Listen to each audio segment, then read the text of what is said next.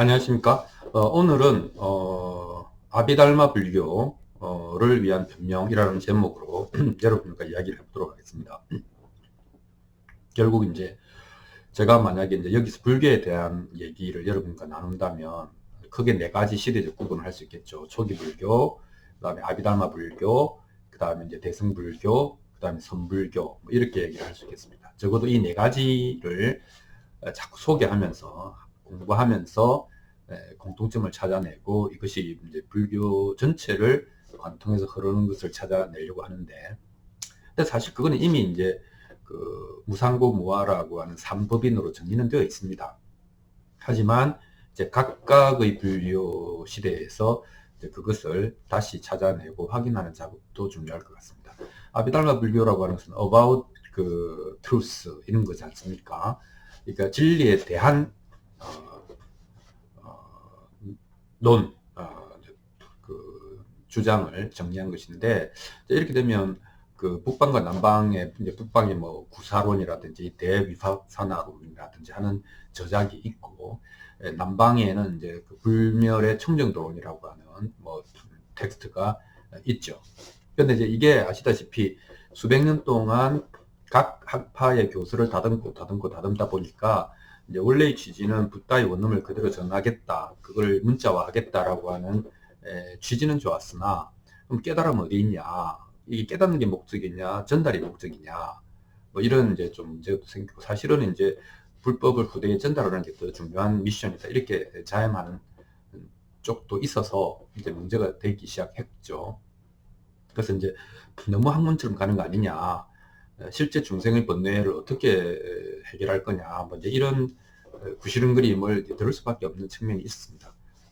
그런데 더군다나 이제 그 학설 자체도 보면은 분명히 이제 그 부처님은 이제 제법 무아라고 했는데, 이 아비달마 불교에는 남방이든 북방이든 그 뭔가 법이라고 하는, 우리가 이제 구분할 수 있는 어떤 법이라고 하는 것을 쪼개 갖고 한 70몇 개 이렇게 쪼갭니다. 쪼개서 뭐가 있다라고 얘기를 합니다. 그러니까 없다라고 했는데 부처님은 있다라고 하니까 벌써 이제 논리적으로 이제 딱 문제가 생겨났습니다. 그래서 이제 그걸 대승 쪽에서는 아공이지만 법유다라고 주장하는 거 아니냐, 부처님의 얘기를 반박하는 거 아니냐라고 이제 공격한 것이죠. 그래서 이제 근데 이제 따지고 보면 제법 무아를 부정한 건 아니다. 이제 뭐냐면 이게 좀 기술적인 건데, 뭐가 있긴 있다. 우리의 인식 체계가 포착할 수 있는 특징이 있다는 것입니다. 고유한 특징이나 속성이 있다, 이렇게 말했고, 그것이 곧 실체다, 실제다, 뭐 그것이 곧 아트만 같은 것이다 라고 말하지는 사실은 않았거든요. 이거는 좀 이제 억울한 측면이 있을 것 같습니다. 그래서 이제 왜 이렇게 했냐, 이제 보통 이제 윗바사나를 해야 되잖아요. 윗바사나라고 하는 것은 법의 속성을 통찰하는 거 아닙니까? 통찰하는 것에 이제 뭐 짧게는 생밀법이고, 이제 조금 더 들어가면은 이제 무상고 무아를 철견, 투철하게 이제 확인하는 거고, 그것으로 집착이 떨어져 나가고, 그래서 이제 자유로워지는 것인데, 이렇게 이제 이 윗바사나의 대상을 좀 명확하게 할 필요가 있다라고 생각합니다. 그냥 모든 것이라고 하기보다는 윗바사나의 대상을 한 70여 가지로 분명히 구분되는 속성들로 이렇게 딱 대상화함으로써 그것을 가지고 통찰 명상의 대상으로 삼는 것이 좋겠다, 이제 이렇게 생각을 한 것이죠. 그래서 그 부처님이 얘기한 것은 이제 명확한 것이죠. 왜냐하면 첫 번째는 제법 실상이다.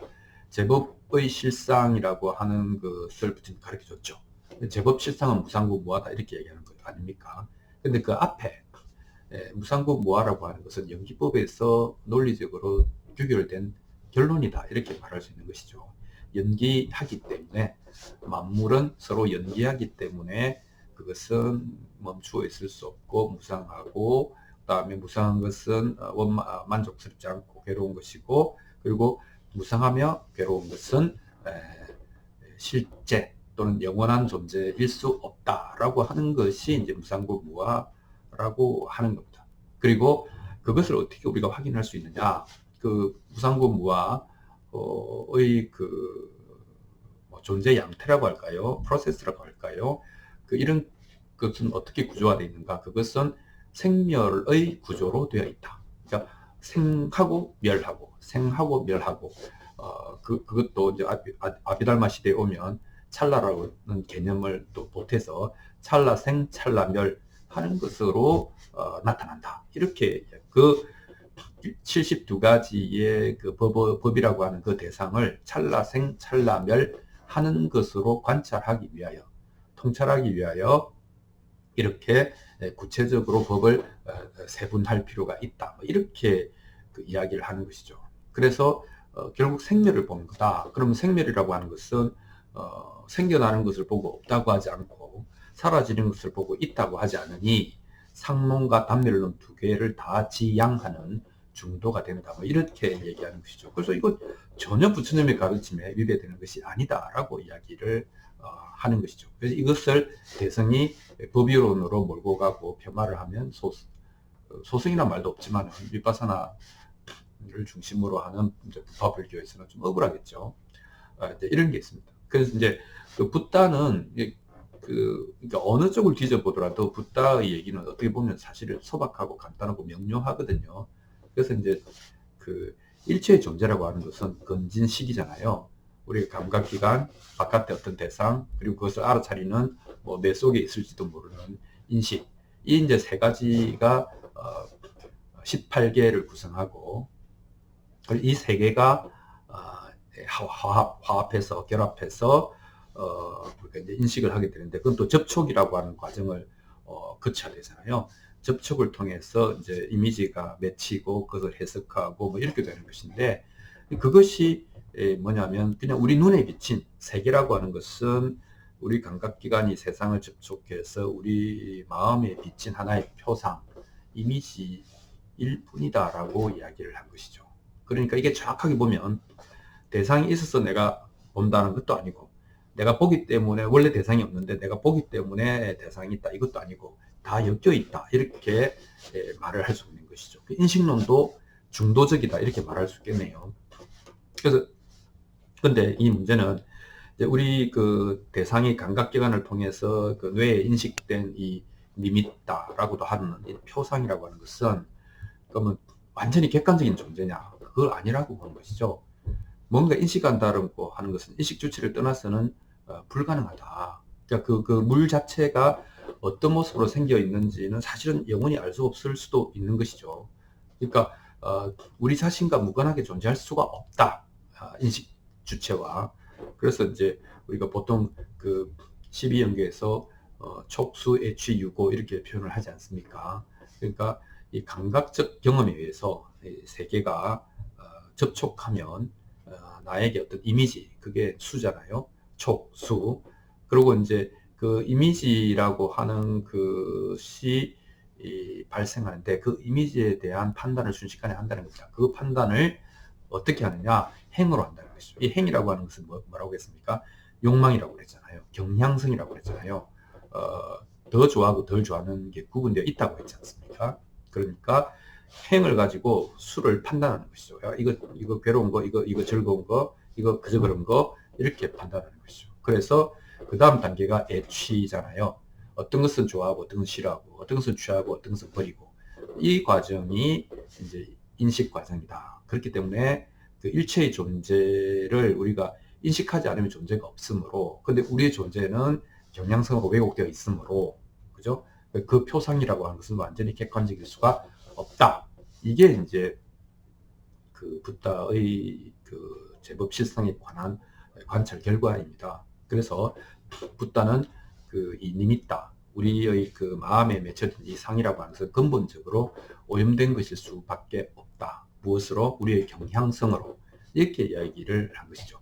그래서 안으로도 나의 경향성들이 충돌할 수 있고, 밖으로는 뭐 당연히 타인과 나의 경향성은 다를 테니까, 이것이 이제 충돌하면 서로 이제 불화가 생기는 것이죠. 내적으로도 나는 번뇌에 쌓이고, 외적으로도 불화에 휩싸이는 것, 그것이 인생이고 괴로운 것이다. 이렇게 이야기를 한 것이죠. 그래서 이제 이 제법의 실상이 우리가 이제 그 오염된 리미타, 오염된 표상이다. 나의 경영성을 오염된 것이다 라고 하는 것을 이해하는 것이 문제제기의 출발점이다, 이렇게 이야기를 할 수 있겠죠. 그리고 이 이제 오염된 리미터를 어떻게 제거하느냐, 이것이 수행이다 라고 했는데, 그 수행은 사실은 뭐 실천하라든지 너를 억눌러라든지 이게 아니고, 단순히 뭐라고 하셨는가 하면은,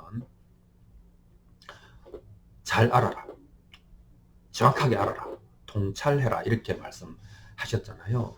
그러니까 그 통찰의 구체적인 내용이 아까 제법실상의 구조는 생멸이라고 했지 않습니까? 그래서 생멸법을 깨우쳐라, 이렇게 얘기를 한 것이죠. 생멸법을 깨우치기 위해서 위파사나를 해라. 위파사나라고 하는 것은 뭐겠습니까? 신수신법, 모든 것에서 무상고 무아를 확인하는 과정이죠. 그것이 정념, 사띠 아닙니까? 그래서 이 생미법을 깨우치면 무상고 무아를 정확하게 보게 되고 뼈저리게 느끼게 된다, 이렇게 보는 것이죠. 그러면 어떻게 되겠습니까? 집착할 만한 것이 아니다라고 하는 것을 점점 더 명확하게 알게 되면, 그렇게 되면 번뇌가, 집착해서 생겨나는 번뇌는 사라지게 된다는 것이죠.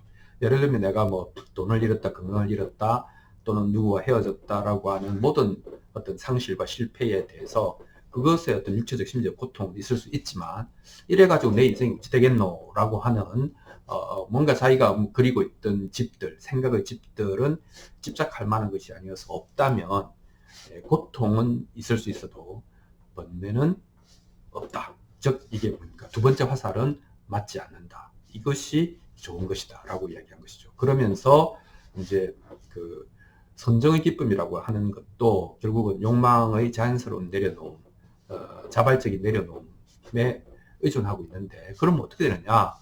이제 감각적 욕망이 진정이 되면 흥분이 진정될 거 아닙니까? 차분해지고, 두 번째는 심리적으로 화평해지고, 육체적으로도 뭐 이렇게 들뜨지 않으니까 기쁨이, 즐거움이, 낙이 오고, 그래서 마지막에는 뭡니까? 육체적으로도 심리적으로도 기쁨이라고 하는 것은 뭔가 또 이것 아니면 저것 선택하는 것이고 들뜸이 있지 않습니까? 그래서 그것 없이 사념, 이런 생각 저런 생각을 다 버린, 이것도 중도입니다. 이런 생각 저런 생각을 다 버린 사념, 생각을 버리기 때문에 청정, 깨끗하다. 보통 이제 우리 깨끗하다라고 하는 것이 더럽지 않다는 의미가 아니라 아무것도 없다라고 할 때도 깨끗하다는 말을 이렇게 쓰지 않습니까? 그래서 욕망이 진정되고 이제 희와 락이 생기고 이 생각을 버린 데서 오는, 판단을 버린 데서 오는 청정함이 있다. 여기에 머물 수 있다. 이렇게 살아갈 수 있다라고 이야기를 한 것이죠. 그래서 이제 이렇게 되면 되는 것이죠. 그게 뭐 초기 불교가 되었든 아비담마 불교가 되었든 아니면 대승불교가 되었든 선불교가 되었든 무상고 무아로 집착이 떨어져 나가는 것은 뭐 불변의 로직이다, 이렇게 말을 할 수가 있겠습니다. 그래서 대승불교 쪽에서 이제 이제 아까 이것을 나쁜 상태라고 보고 저것을 좋은 상태라고 보는 이 체계, 이것도 생각의 프레임 아니냐라고 하면서, 이제 붓다는 좀 이제 심리적인 면을 많이 오염된 표상, 오염된 심상에 대한 얘기를 많이 하셨는데, 대성불교 쪽에서는 인지적으로 벌써 어떤 이것을 구분하고 이것보다는 이것, 번뇌를 떠나서 청정함에 이른다라고 하는 이 생각 자체가 또 뭔가 갭을 만들어내고 괴로움을 만들어내는 거니까 이런 프레임으로는 안 된다라고 이야기를 하는 것이죠. 그래서 번뇌가 곧 볼이다. 그리고 불이, 이것과 저것, 이것은 나쁜 것이고 이것은 좋은 것이고, 이것은 선한 것이고 이것은 악한 것이고, 이것은 중생이고 이것은 부처고, 이런 구분 자체가 대단히 존재론적으로 문제가 있는 거다. 그것을 구분할 수가 없다. 그것은 그냥 일어나는 실상이고 그것에 대한 우리의 착각일 뿐이지, 착각만 깨고 나면은 무상고 무아가 아니고 상나가정이고, 그죠? 이 번뇌가 곧 볼이고 중생이 곧 부처고 생사 그대로 열반이고 뭐 이런 표현을 쓰는 겁니다. 이제 어떤 레트릭, 구사하는 언어가 대단히 현란한 것 같은데 그렇게 보면 좀 어지럽지만 그것도 결국은 무상고 무화를 통과하지 않으면 의미가 없는 장난이거든요. 그러니까 그 대승불교나 선불교에서도 결국은 이제 그게 그건 게 도노 점수라는 말을 왜 쓰겠습니까? 견도 후에 수도한다 라는 거잖아요. 그래서 도를 깨친 다음에 야 도를 닦을 수 있다 이런 표현을 쓰거든요. 사실 그거는 맞죠. 내비게이션 없이 또는 길을 모르고 그냥 가는 거는 그 방황이지 그 목적지를 향해 가는 게 아니지 않습니까? 그러니까 도노 다음에 점수를 해야 된다라고 보는 것이죠. 물론 도노 돈수와 도노 점수의 개념은 이것을 그 어떤 닦는 것으로 봐야 되느냐 익숙해져 가는 것으로 봐야 되느냐라고 뭐 논쟁이 있다고 합니다만은 결국은 능엄경에도 보면 대승경전인 능엄경에도 보면 사비돈제라 이렇게 돼 있잖아요.